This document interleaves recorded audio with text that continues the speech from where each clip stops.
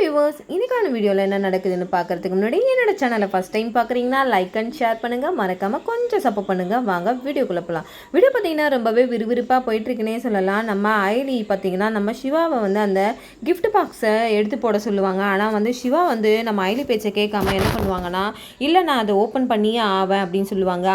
அப்போ இந்திராணி வந்து சொல்கிறாங்க, எதுக்கு 2 பேரும் இப்படி சண்டை போட்டுக்கிறீங்க அப்படின்னு கேட்கும்போது, இல்லை நான் இந்த மாதிரி இதை ஓப்பன் பண்ணாதீங்க, உங்களோட ஃப்ரம் அட்ரஸ் மட்டும் தான் வந்திருக்கு, டூ அட்ரஸ் யாருது அப்படின்றது வரவே இல்லை, இவர் அதை ஓப்பன் பண்ணணும் சொல்கிறாரு, எது ஒன்றாலும் இருக்கலாம்ல, எதுனா ஆச்சுன்னா என்ன பண்ணுறது அப்படின்னு சொல்லிட்டு கேட்கும்போது, ஆமாம் சிவா, ஐலி சொல்கிறதும் சரிதானே, ஏதோ ஒரு மொட்டை அட்ரஸில் ஒரு இது வந்திருக்கும் போது அதை நம்ம ஓப்பன் பண்ணலாமா, அதெல்லாம் நீ ஓப்பன் பண்ணாத, நானுமே இதை தூக்கி போடுறேன், நீ கொடு அப்படின்னு சொல்லிட்டு நம்ம இந்திராணி வந்து அதை வாங்கி தூக்கி போடும் போது பார்த்தீங்கன்னா வெடிச்சதை பார்த்துட்டு நம்ம சிவா அந்த இடத்துல ஆடி போயிடுறாங்க. இது மட்டும் வெடிச்சிருந்தா என்னோட உயிருக்கு என்ன ஆயிருக்கும் அப்படின்னு சொல்லிட்டு இந்த பக்கம் நம்ம சிவா ஒரு பக்கம் அந்த பக்கம் நிற்கிறாங்க. இந்த பக்கம் இந்திராணி வந்து சிவாவுக்கு எதனா ஆச்சுன்னா என்ன ஆகுறது அப்படின்னு சொல்லிட்டு ரொம்பவே பரபரப்பாக நிற்கிறாங்க. நம்ம அயலுக்கு கண்ணில் தண்ணியே வந்துரு நம்ம சிவாவை பார்த்துட்டு, சிவாவுக்கு மட்டும் எதனா ஆயிருந்தா என்ன ஆகுறது அப்படின்னு சொல்லிட்டு அந்த அதிர்ச்சியிலேருந்து 3 பேருமே வெளியில் வராமல் அப்படியே நிற்கிறாங்க. வீட்டில் இருக்கவங்க எல்லாருமே ரொம்பவே வந்து அதிர்ச்சியை வந்து பார்க்குறாங்க. இந்த பக்கம் நம்ம கபிலன் பார்த்தீங்கன்னா ரொம்பவே சந்தோஷமாக இருக்காங்க. பாம் வெடிச்சிருச்சு, சிவா ஓப்பன் பண்ணிட்டான் போல, அவ்வளோதான் அவனோட கதை முடிஞ்சுது அப்படின்னு சொல்லிட்டு ரொம்பவே சந்தோஷமாக இருக்காங்க. அப்போ வெளியில் வந்து பார்க்குறாங்க அந்த சந்தோஷத்தை. அப்போ அந்த இடத்துல நம்ம சிவா பார்த்துட்டு நம்ம கபிலன் ரொம்பவே அதிர்ச்சி ஆயிடுறாங்க. என்ன இவன் சாவாமல் இன்னும் உயிரோடு இருக்கானே அப்படின்னு சொல்லிட்டு அந்த இடத்துல ரொம்பவே கோவப்பட்டு உள்ளே போயிடுறாங்க. இந்த பக்கம் நம்ம இந்திராணிக்கு ஒன்றுமே புரியல, இதெல்லாம் யாரோட வேலையாக இருக்கும் அப்படின்னு சொல்லிட்டு எல்லாருமே உள்ளே போய் பேசும்போது நான் மாற்றி எல்லாருமே ஐலி சிவாவை திட்ட ஆரம்பிக்கிறாங்க. இதெல்லாம் இவங்க வீட்டுக்குள்ளே வந்ததுனால தான் இந்த பிரச்சனை நம்மளுக்கு மாற்றி பிரச்சனை வந்துக்கிட்டே இருக்குது, இவங்களால ஒரு பிரச்சனை வந்துகிட்டே இருக்குது, ஒரு வேளை இவங்க டெரரிஸ்டாக இருப்பாங்களோ, அதனால தான் இவங்கள சுற்றி இதெல்லாம் நடக்குதோ அப்படின்னு சொல்லிட்டு நம்ம செல்வநாயகி இதை பற்றி பேசிகிட்டே இருக்கும்போது நம்ம உதயபெருமாள் சொல்கிறாங்க, உனக்கு ஒரு வேலையே கிடையாதா, எப்பவுமே வந்து ஒரு நல்லதாகவே யோசிக்க மாட்டியா, யாரையாவது ஒருத்தவங்கள குறை சொல்லிக்கிட்டே இருப்ப போல நீனு அப்படின்னு சொல்லிட்டு நம்ம உதயபெருமாள் நம்ம செல்வநாயகியை திட்டுறாங்க. அவனை திட்டினா நீங்கள் எதுக்கு கோவப்படுறீங்க, அவன் என்ன உங்கள் பிள்ளையா, எதுக்கு இப்படிலாம் கோவப்பட்டு வரீங்க அப்படின்னும் போது நம்ம உதயபெருமாள் ரொம்பவே டென்ஷன் ஆகிட்டு உன்னெல்லாம் திருத்தவே முடியாது சொல்லிட்டு அந்த இடத்துல வந்து அவாய்ட் பண்ணிட்டு போயிடுறாங்க.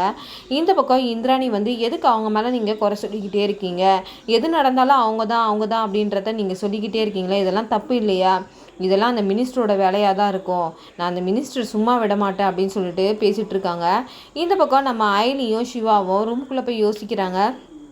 சிவா, எனக்கு என்னமோ உன்னை வந்து இந்த மாதிரி எதனா பண்ணணும் அப்படின்னு சொல்லிட்டு இந்த கபிலனோட வேலையாக தான் இருக்கும், நம்மளை இந்த மாதிரி பண்ணணும் அப்படின்னு சொல்லி பர்டிகுலராக வந்து அந்த கிஃப்ட் பாக்ஸை உன்கிட்ட எடுத்துகிட்டு வந்து கொடுக்குறாங்க, வேற யாரும் கிடையாது, இது வந்து எல்லாமே முழுக்க அந்த கபிலனோட வேலையாக தான் இருக்கும். ஏன்னா ஒரு வாட்டி உங்களை கத்தியால் குத்தி உங்களை கொல்ல முயற்சி பண்ணான், இப்போ பார்த்தீங்கன்னா பாம் வச்சு உங்களை எப்படியாவது உங்களை கொல்ல முயற்சி பண்ணியிருக்கான், அது முடியலன்னு தெரிஞ்சோடனே அவன் வந்து ரொம்பவே அப்செட் ஆகிட்டான். அவன் மூச்சை பார்த்தீங்களா திருன்னு முழிச்சிட்டே இருக்கான். இந்த பக்கம் பார்த்தீங்கன்னா நம்ம ஐலி ரொம்பவே டென்ஷனாகவே இருக்காங்க. எப்படியாவது இந்த கபிலனோட உண்மையான முகத்தை வந்து நம்ம இந்திராணி அன்னைக்கு கண்டிப்பாக காட்டணும், இல்லைன்னு வச்சுக்கோங்களேன் உங்களை ஏதாவது அவன் பண்ணிடுவான், நான் இதுக்கு மேலே சும்மாவே இருக்க மாட்டேன் அப்படின்னு சொல்லிட்டு நம்ம ஐலி வந்து நம்ம கபிலனை எப்படியாவது பிடிக்கணும் அப்படின்னு சொல்லிட்டு ஒரு பக்கம் யோசிக்க, இன்னொரு பக்கம் இந்திராணி அண்ணி டென்ஷனாகவே இருந்தாங்க. வாங்க அவங்கள போய் பார்க்கலாம் அப்படின்னு சொல்லிட்டு ரூமுக்கு போகிறாங்க.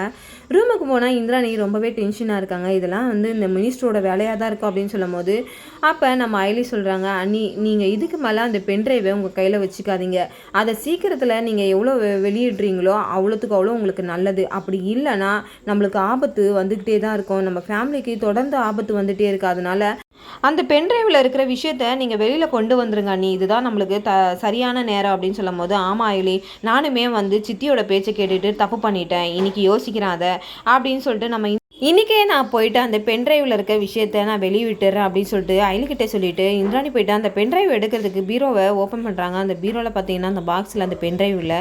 இதை பார்த்துட்டு ரொம்பவே அதிர்ச்சி ஆகிடுறாங்க. பென்ட்ரைவ் காணோம் ஐலி அப்படின்னு சொல்லும்போது, என்ன நீ சொல்கிறீங்க அப்படின்னு சொல்கிறாங்க. உடனே நம்ம இந்திராணிக்கு நம்ம ரித்திகா மேலே தான் டவுட் வருது, ஏன்னா வந்து ரித்திகா தான் மோனிகா கிட்டே எடுத்து கொடுத்துருக்கணும் அப்படின்னு சொல்லிட்டு நம்ம இந்திராணி நேராக எல்லாருக்கிட்டேயும் வந்து பேசுகிறாங்க. அப்போ நான் உங்களை ஒன்று கேட்பேன், அதை மறைக்காமல் என்கிட்ட வந்து ஓப்பனாக பதில் சொல்லணும், அப்படி யார் நீங்கள் பொய் சொல்கிறீங்களோ நான் கண்டிப்பாக அதை கண்டுபிடிச்சேன்னா அவங்கள நான் என்ன பண்ணுவேனே எனக்கு தெரியாது அப்படின்னு சொல்லிட்டு இந்திராணி அந்த இடத்துல வந்து ஸ்ட்ராங்காக அந்த இடத்துல எல்லாருக்கிட்டேயும் பேசுகிறாங்க. அப்போ என்ன நீ என்ன காணோம் அப்படின்னு கேட்குறாங்க. அப்போ வந்து நம்ம இந்திராணி கேட்குறாங்க, நான் இன்னும் எதுவுமே காணோன்னு நான் சொல்லவே இல்லையே அதுக்குள்ளே நீ ஏன் வந்து முந்திக்கிற, அப்போ இந்த விஷயம் உனக்கு தெரியும்னு நினைக்கிறேன் அப்படின்னு சொல்லிட்டு ரித்திகா கிட்ட சொல்கிறாங்க. இந்த மாதிரி நான் வச்சுருந்த பென்ட்ரைவு ரூமில் இல்லை, என்னோடய ரூமில் போயிட்டு யார் அந்த பென்ட்ரைவை எடுத்தா அப்படின்னு கேட்கும்போது, அதெல்லாம் எனக்கு தெரியாத அண்ணி, நீங்கள் ஏதோ காணுன்னா தானே இப்படி வந்து கேட்பீங்க, அதனால தான் நான் வந்து கேட்டேன் அப்படின்னும் போது, ரித்திகா இதுக்கு மேலே நீ வந்து நடிக்கிற வேலை வச்சுக்காத. ஏன்னா இந்த வீட்டில் ஒரு வாட்டியும் ஒரு விஷயமும் காணாத போகும்போதும் சரி, ஏதாவது பிரச்சனை வரும்போது நீ தான் அதுக்கு காரணமாக இருப்ப. இப்போவும் இந்த பென்ட்ரைவ் காணாத போனதுக்கு நீ தான் காரணமாக இருப்ப. ஏன்னா வந்து மோனிகா கிட்ட நீ எம்டியாக இருக்க, அவளுமே வந்து மீடியாவில் வேலை செய்கிறதுனால எனக்கு முன்னாடி அவள் வந்து வரணும், என்னோட கம்பெனியை அவள் எப்படியாவது வந்து வீழ்த்தணும் அப்படின்னு நினைக்கிறா. அதனால் அவளுக்கு கூட போயிட்டு நீ இப்போ எம்டியாக வந்து ஜாயின் பண்ணியிருக்க. அதனால் அவள் வந்து எந்த ஒரு மோட்டிவேஷனும் இல்லாமல் ஒரு ஆளை வந்து வேலைக்கு வைக்க மாட்டா. அப்படி தான் உன்னையும் இப்போ வச்சுருக்கா. அதனால் நீ தான் அந்த பென்ட்ரைவை எடுத்திருக்க. ஒழுங்கு மரியாதையாக உண்மையை சொல்லிட்டீங்கன்னா உனக்கு நல்லது.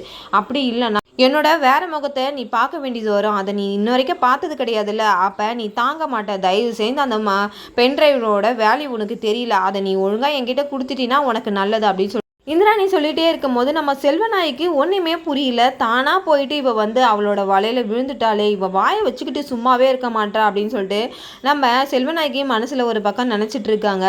நம்ம கபிலனும் நம்ம ரித்திகாவை பார்த்துட்டு இருக்காங்க. இவ தான் எடுத்துருப்பாளோ பென்ட்ரைவ் அப்படின்ட்டு. இந்த பக்கம் இந்த வர்மா வேற கால் பண்ணுவான். நான் என்ன சொல்ல போகிறேன்னே எனக்கே தெரியலையா அப்படின்னு சொல்லிட்டு நம்ம கபிலன் ஒரு பக்கம் பதட்டமாகவே இருக்காங்க.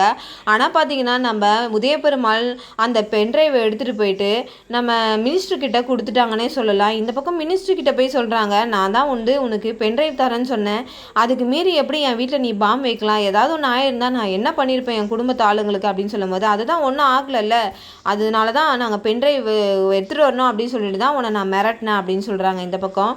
அதுக்கப்புறம் நம்ம உதயபெருமாள் வந்து நம்ம மினிஸ்டரை பார்த்து மிரட்டிட்டு வராங்க. இனி உன்னால் என் குடும்பத்துக்கு ஏதாவது ஆபத்து இருந்தால் நான் உன்னை உயிரோட விட மாட்டேன் அப்படின்னு சொல்லிட்டு மிரட்டிட்டு வந்துடுறாங்க. ஆனால் இந்த பக்கம் பார்த்தீங்கன்னா நம்ம கொஞ்ச நேரத்துக்கு அப்புறம் வீட்டில் பார்த்தீங்கன்னா நம்ம ஐலி ரொம்பவே பரபரப்பாக இருக்காங்க. இதெல்லாம் யாரோட வேலை, எப்படி வந்து இந்த கிஃப்ட் பாக்ஸு உள்ளே வந்தது அப்படின்னு சொல்லிட்டு தெரிஞ்சுக்கிறதுக்காக போலீஸ்கிட்ட போய் கேட்குறாங்க. சார் எப்படி சார் நீங்கள் இருக்கும் போது செக்கிங் இல்லாமல் நீங்கள் எப்படி உள்ளே விட்டீங்க அப்படின்னு கேட்குறாங்க. அப்போ சொல்கிறாங்க, நான் வந்து செக்கிங் நல்லா தான் பண்ணிட்டு இருந்தேன், திடீர்னு வந்து மிஷின் வந்து ரிப்பேர் ஆகிடுச்சு, அதனால தான் யாருக்கிட்ட அந்த மிஷினை கொண்டு போனாலும் அந்த சத்தம் எல்லாருக்கிட்டையுமே வந்துட்டே இருந்தது அப்படின்னு சொல்கிறாங்க.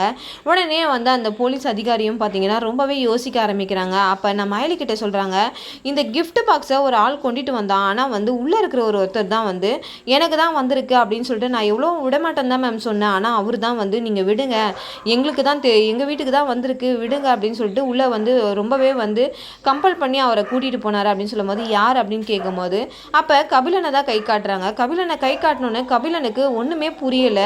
என்னடா இது, இவர் வந்து நம்மளை வந்து கை காட்டுறாரு, இந்த ஐலி சும்மாவே வந்து நம்மளை சும்மா விட மாட்டா, இப்போ வந்து இந்த உண்மையை வர தெரிஞ்சுக்கிட்டானா கண்டிப்பாக நம்மளை நோண்டாமல் விட மாட்டான்னு சொல்லிட்டு ஒரு பக்கம் கபிலன் வந்து பரபரப்பாகவே இருக்காங்க.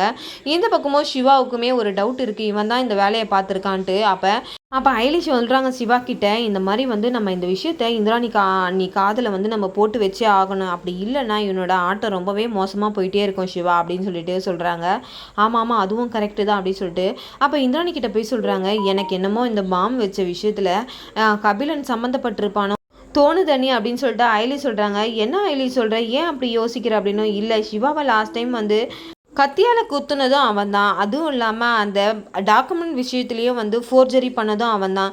இப்போ அந்த விஷயத்த அவன் செஞ்சுருக்க மாட்டான்னு என்ன நிச்சயம் அப்படின்னு சொல்லிட்டு நம்ம ஐலி வந்து நம்ம இந்திராணி கிட்ட சொல்லும் போது இந்திராணியுமே யோசிக்க ஆரம்பிக்கிறாங்க. ஒரு பக்கம் பார்த்தீங்கன்னா நம்ம ரித்திகா ஒரே பரபரப்பாக இருக்காங்க.